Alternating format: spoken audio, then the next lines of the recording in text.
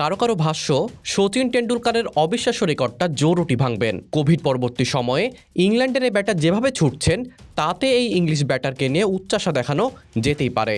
শেষ 3 বছরে টেস্ট ফরম্যাটে করেছেন 19 সেঞ্চুরি। এই সময় বিশ্বের অন্য কোনো ক্রিকেটার 10 সেঞ্চুরিও করতে পারেননি, যেখানে রুট প্রতিনিয়ত নিজেকে ছাড়িয়ে যাচ্ছেন নতুন করে। সবশেষ নিউজিল্যান্ডের বিপক্ষে সিরিজেও পেয়েছেন সেঞ্চুরি। 151 টেস্ট শেষে তার ঝুলিতে এখন 36টি শতক।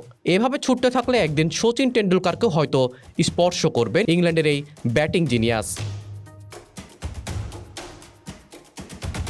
অবশ্য পরিসংখ্যানের পাতায় চোখ রাখলে এমন মনে হওয়া অসম্ভবও বলা চলে না। জো রুট খেলে ফেলেছেন 151 টেস্ট, শচীন থেমেছেন 200 টেস্টে।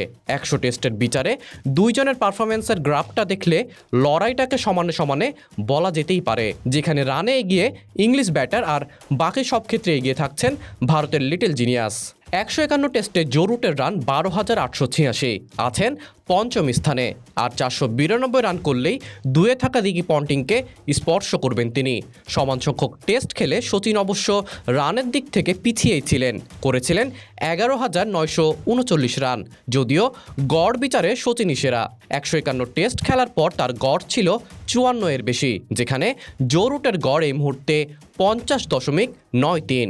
50 বেশি জো রুটের, শচীনের 49-50-র বিপরীতে রুটের 50 মোট 64টি। তবে একই সময় জো রুটের চেয়ে 3টি সেঞ্চুরি বেশি ছিল শচীন টেন্ডুলকারের।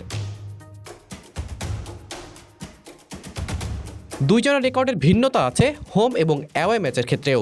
151 টেস্ট শেষে শচীনের ঘরের মাঠের বাইরে রান ছিল 6,821, গড় ছিল 53 এর বেশি। অন্যদিকে রুটের রান 6,128, যেখানে গড় 48-এর নিচে। তবে হোম ম্যাচে রুটের রান 6,758, গড় 55 ছুঁই, যেখানে শচীন করেছিলেন 5,118 রান। শেষ পর্যন্ত শচীনের 51 সেঞ্চুরি কিংবা 15,921 রানের ট্যালি রুট স্পর্শ করতে পারবেন কিনা তা নিয়ে প্রশ্ন থাকতেই পারে।